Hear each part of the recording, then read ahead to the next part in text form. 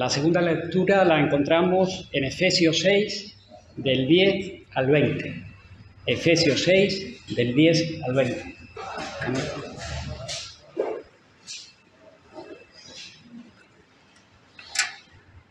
Por lo demás, hermanos míos, fortaleceos en el Señor y en el poder de su fuerza.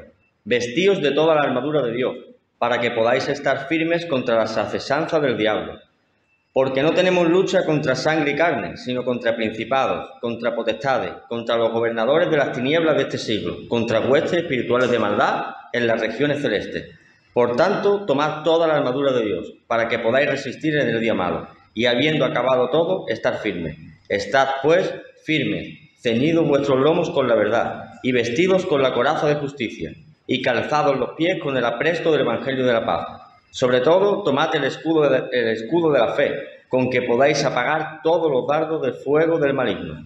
Y tomad el yelmo de la salvación, y la espada del Espíritu, que es la palabra de Dios, orando en todo tiempo, con toda oración y súplica en el Espíritu, y velando en ello con toda perseverancia y súplica por todos los santos. Y por mí, a fin de que al abrir mi boca me sea dada palabra para dar a conocer con denuedo el misterio del Evangelio, por el cual soy embajador en cadenas, que con denuedo hable de él, como debo hablar. Nos dirige en la predicación nuestro pastor Rubén.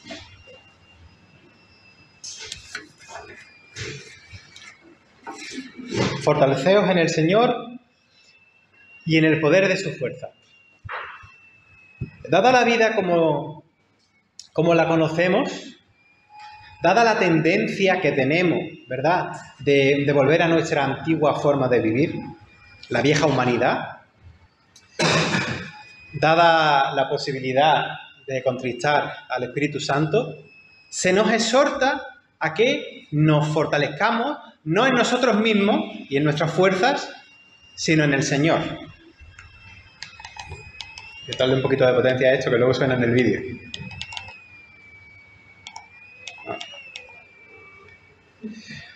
Básicamente el pasaje nos dice que hay una batalla, hay un conflicto serio. Claro, hay dos fuerzas en choque. Está este mundo con su sistema y su forma de ejercer soberanía y dominio, y está el reino de Dios, que ha comenzado ya en nuestra propia vida y nuestra manera de relacionarnos y nuestra manera de entender la justicia y la paz y otra serie de cosas. Así que la forma en la que funciona la lógica de este mundo, con la desigualdad, con la primacía del dinero, ¿verdad?, del poder económico, la paz conseguida por medio de la guerra, lo cual, si te pones a pensarlo, es contradictorio, ¿no? La inercia en la que el mundo va funcionando, todo esto pues, va a requerir que los que funcionamos de un modo distinto, gracias al Espíritu Santo y gracias a la adopción que Dios ha hecho en nosotros, pues va a requerir, como digo, que en un sentido metafórico nos vistamos de una armadura especial, o sea, de la armadura de Dios que cuando erais chicos seguramente la pintaste y la coloreaste y en la escuela dominical algunos, ¿no? La armadura de Dios para no dejarnos engañar por esa lógica del mundo. Los engaños del diablo, decía la Reina Valera, aquí era el maligno, me parece, la versión esta que hemos leído ahora. El adversario, lo opuesto, lo contrario. Porque no tenemos, no tenemos lucha contra enemigos de carne y hueso. Están diciendo ya las versiones modernas. La Reina Valera es contra carne, eso, sangre y carne. Ahora casi todas las Biblias ahora dicen carne y hueso, lo cual es como más, ¿verdad? Lo entendemos mejor. No tenemos lucha contra enemigos de carne y hueso, sino contra poderes, contra los que son esos falsos señores, ¿verdad?, que enseñorean y dominan este mundo de tinieblas, sino que luchamos contra las fuerzas espirituales del mal que están en las regiones celestes. Esta viene a ser la versión Reina Valera 2020. La Reina Valera del 1960 dice, sino que nuestra lucha es contra principados y potestades y las huestes celestes de maldad. Os voy a decir algo que a lo mejor no estáis muy acostumbrados a oír, aunque yo ya lo he dicho alguna que otra vez. En la mentalidad judía antigua, ¿verdad? La mentalidad antigua del judaísmo, las potestades y las huestes de maldad de las regiones celestes, o sea, de los cielos, se referían a las potencias de los astros, es decir, de las estrellas. Que la mentalidad antigua, y a veces no tan antigua, pero la mentalidad antigua para muchas personas regía la vida. Y como alguna vez he enseñado, para los judíos esto estaba muy relacionado, lo de las estrellas, los astros, estaba muy relacionado con los ángeles. Y seguro que si nunca habéis escuchado esto que estoy diciendo, a lo mejor pensáis, el pastor se ha confundido, ¿no? O el pastor se ha liado aquí con otra cosa, o quería explicar algo y... No. Es verdad que para los hebreos los astros no son dioses. Y en Génesis vemos en los relatos de la creación cómo los pone en su sitio, cómo los astros son simples lumbreras. No son dioses como en las culturas vecinas que decían que cada uno era... No. En vez de ser dioses, como casi todo el mundo pensaba por todos lados en aquella época, en el pensamiento hebreo han sido rebajados a la categoría de unas luces que están en el cielo, estrellitas, lumbreras, ya está. Sin embargo, esto es así. Sin embargo, no te creas que eso de creer en los horóscopos, lo que es la astrología, mirar la posición de las estrellas para determinar tu futuro, no pienses que eso es una cosa de hoy en día. En la antigüedad eso era trending topic. Y lo de los magos de Oriente, como sabemos, encontramos esa tendencia, porque era precisamente en Babilonia y los persas y todo esto eran muy dados a este tipo de cosas. Y a la vuelta del exilio babilónico, los judíos pues también integraban a veces estas creencias a su manera, ¿no? Hay una parte, yo no estoy haciendo apología de esto, yo no estoy de acuerdo, pero hay una parte que, digamos, de esto de mirar el cielo para regir la vida, hay una parte que es lícita, que es comprensible además, ¿no? Y alguna vez también lo he dicho, ¿no? Por ejemplo, todavía hoy en día se cultivan ciertas legumbres o ciertas cosas según la posición de la luna, o incluso para recolectar, para recoger. Y lo que es más obvio, evidentemente, pues se siembra determinada semilla según los meses del año que es. ¿Y cómo te das cuenta de los meses del año en la antigüedad? Pues miras el cielo, la posición de las estrellas y tal, ¿no? Y, por supuesto, la posición de la Tierra con respecto al Sol, lo que es el invierno, el verano, las estaciones, ¿no? Todo eso. Claro, es normal, ¿no? Pero para entender, como digo, la mentalidad de un judío, de los judíos de aquella época, es complicadillo. Es complicadillo. Si, por ejemplo, vemos los capítulos 72 al 82, bueno, de lo que es el libro de Enoc, que este es 82 al 72, es el libro de las luminarias. Eso está, como digo, en el libro de Enoc, que no es canónico, no está en la Biblia. Pero refleja ciertas creencias de la época, ¿no? Por eso es interesante leer estos libros, no porque nosotros lo consideremos palabra de Dios, sino porque nos ayuda a ver qué es lo que pensaba la gente en aquel tiempo. Ahí vemos la importancia de las posiciones del cielo, de los astros, para muchas cosas de la vida. Y además conviene recordar que, como vemos por los escritos de lo que se llama, o comúnmente se llama, periodo intertestamentario, que yo no estoy de acuerdo con esa nomenclatura, pero bueno, los ángeles y los astros, como decía antes, pues a veces para ellos, no para nosotros, pero para ellos son como una misma cosa. Y a veces en la Biblia también está, lo que pasa es que es más complicado de ver. Esto lo digo como cosas interesantes. Pero, esto no significa que sea así, sino que en la mentalidad de la época y en las expresiones cotidianas se entendía así. Incluso termina a veces siendo una forma de hablar. Cuando se habla de la catábasis, que es la caída angelical, de los ángeles malos, los ángeles caídos y todo esto, se identifica con la caída de las estrellas. Pero no de las estrellas de verdad, sino de los meteoritos y las estrellas fugaces, que no son las estrellas del cielo, ¿sabéis? ¿No? En la antigüedad estas cosas no estaban estudiadas, pero tampoco es que fueran tontos, ya que sabían muchísimo de todo esto de las posiciones del cielo, de los ciclos, todo esto se lo sabían súper bien, sabían muchísimo. Pero tanto los griegos como los egipcios, como los mesopotámicos, los babilónicos, en fin, todo el mundo.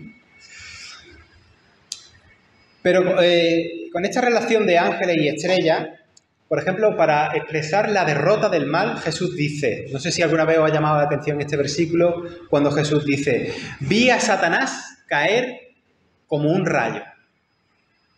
Eso está en Lucas 10:18.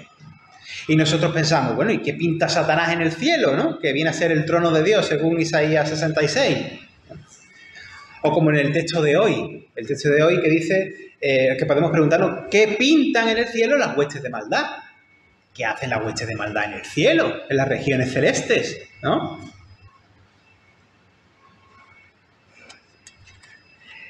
Ahora vamos hablando de eso. Muchos eruditos también dicen, bueno, no son todos, pero dicen que estar en esa esclavitud que dice otro pasaje en Gálatas de los rudimentos del mundo, Gálatas 4, del 3 al 11, significa estar sujeto a depender de mirar los astros para regir la vida, sirviendo a los que por naturaleza no son dioses, estando pendientes de los días, de los meses y del año, como dice el versículo 10 de esa porción. Y vosotros me estaréis diciendo, Mario, Rubén, muy bonito todo esto que me tú estás contando, será muy interesante todo esto que tú me estás dando aquí, esta charla de historia y de estrella y de no sé qué, pero eso a nosotros que nos importa, ¿no? Todo eso que nos estás contando. Eso que tiene que ver conmigo, ¿no? O con nuestra vida. Si sabemos que nuestra confianza no la ponemos nosotros en los horóscopos, ¿para qué me estás contando todo esto, no? Nosotros no vemos la vida de esa manera, no identificamos las estrellas con ángeles ni nada de esto, Rubén. Bueno, es verdad.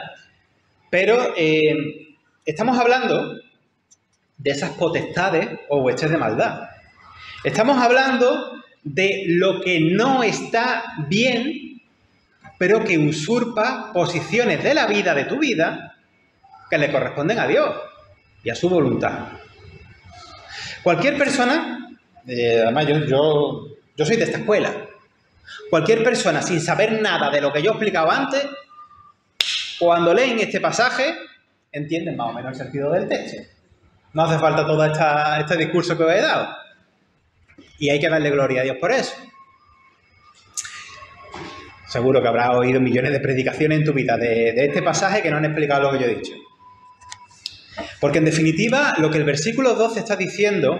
Como dice Kevin Van Hooser, que es un teólogo reformado, dice que esos poderes, por así llamarlo, son aquellas ideologías y cosas que están en este mundo que rivalizan con Dios. Y muchas veces nosotros le permitimos que rivalicen, ¿no? Cosas que rivalizan con Dios para ganar las mentes y para ganar los corazones, tanto de las personas como de los propios países, de las propias naciones. O sea, las cosas que no son de Dios, por así decirlo tan llanamente, ¿no? O sea, tenemos una lucha. Tenemos algo que enfrentar, algo con lo que no nos conformamos.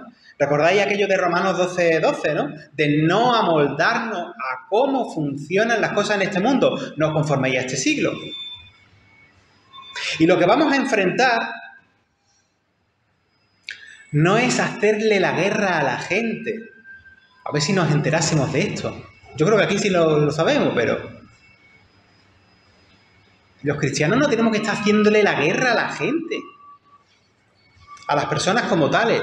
Personas que potencialmente pueden conocer a Cristo y experimentar también la filiación de ser hijas e hijos de Dios. Y sentirse luego tan hermanos nuestros. No, nosotros tenemos que enfrentar aquellos principios de autoridad que rigen el mundo. Lo que toman el lugar, o lo que pretenden tomar el lugar de la soberanía de Dios. Soberanía promoviendo cosas que son atentados contra la voluntad de Dios respecto a nuestros prójimos. Las cosas que hacen daño, ¿no? Sistemas... poderes económicos, poderes militares, poderes ideológicos, lo que sea que es el antirreino de Dios. Porque es lo contrario, porque son las cosas que no están bien. El cristianismo, nuestra fe, no es paso de todo, yo no quiero saber de nada, porque como Dios viene a traer su reino, pues yo me descomprometo de esta realidad que está sufriendo. Eso es un error, eso no es cristianismo.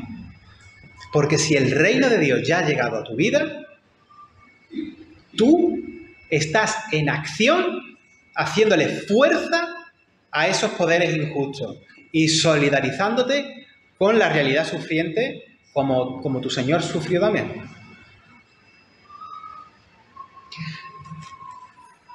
La inercia, y aquí está la cuestión, la inercia del sistema de este mundo, la vida, donde estamos sumergidos, ¿verdad?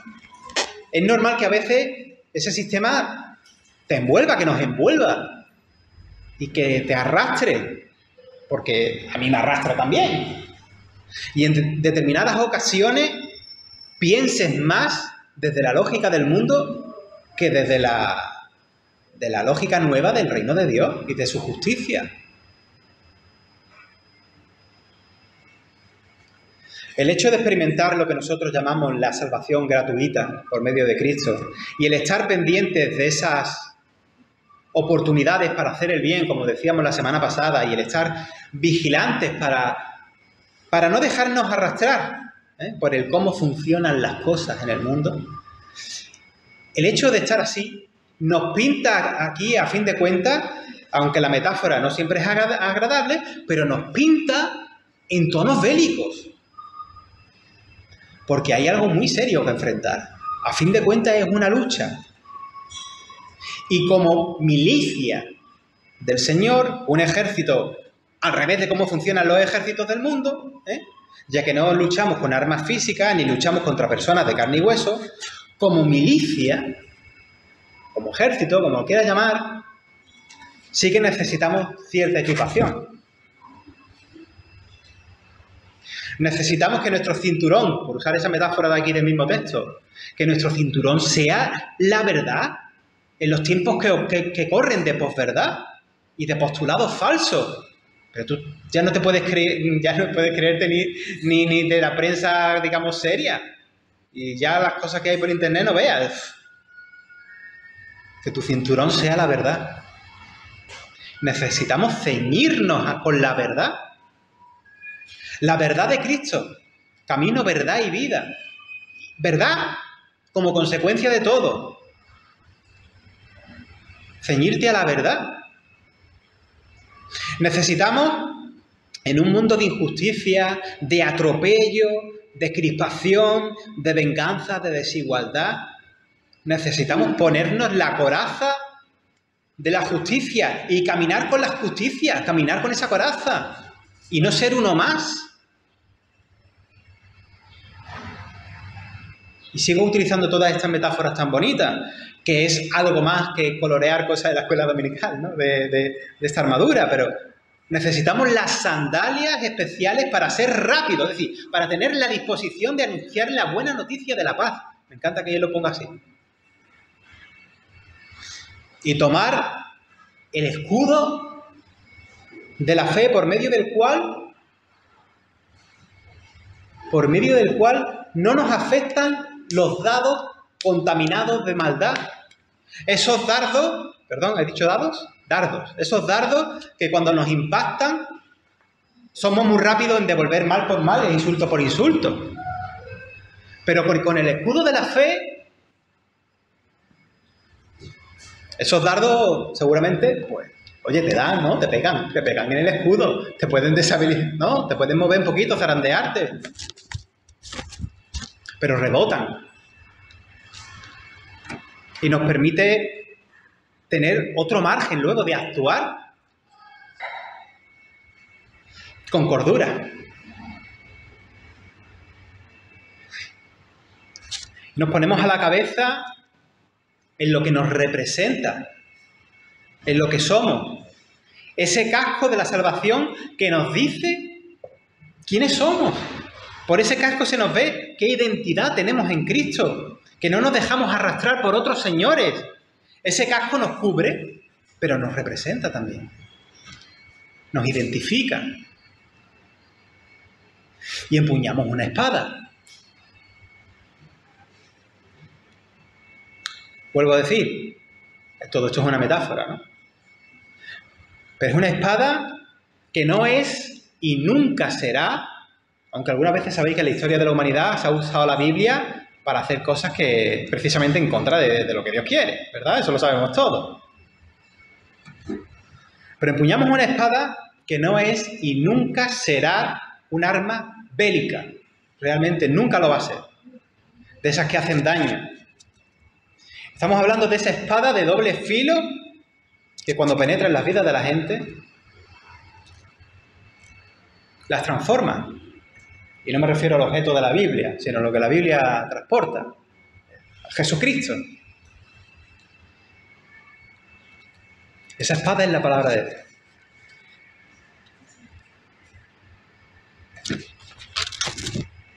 Y todo esto no hace falta, siguiendo con el pasaje del domingo anterior, porque los tiempos, porque los días son malos. Porque estamos en un terreno de juego que es el que es.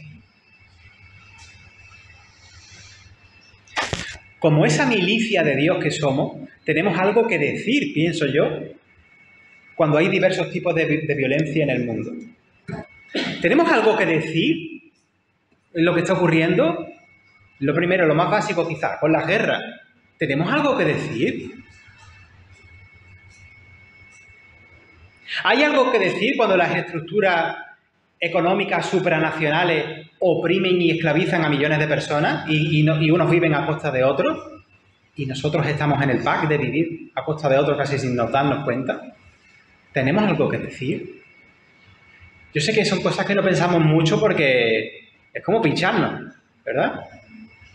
¿Hay algo que decir sobre la contaminación y la explotación desmedida de los recursos naturales, de la creación, de esta casa común donde vivimos todos?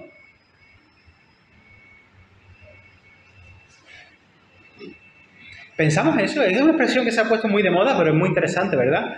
Pensar en la creación, en el mundo, en la naturaleza, como la casa común que compartimos. ¿Hay algo que decir del consumismo en el que estamos todos sumergidos? Yo me incluyo también. Si es que nadamos en eso. ¿Hay algo que decir de los dioses de hoy en día que toman el lugar de Dios? Puede ser cualquier cosa. ¿Algo que decir sobre ese poder de la fuerza de determinada prensa o de publicidad para difundir valores o promoción política o promoción de una forma de vida que es opuesta, que es lo contrario al bien o a la justicia? Yo creo que hay mucho que decir, ¿no? Pero no desde el pesimismo y la derrota. Porque nosotros no somos pesimistas. Porque Cristo ha triunfado sobre este mundo y sus fuerzas. Lo repito, no somos pesimistas porque Cristo ha triunfado sobre este mundo y sus fuerzas. Y su armadura, su casco, su cinturón y su espada ahora están a nuestra disposición en el choque cotidiano con esas fuerzas.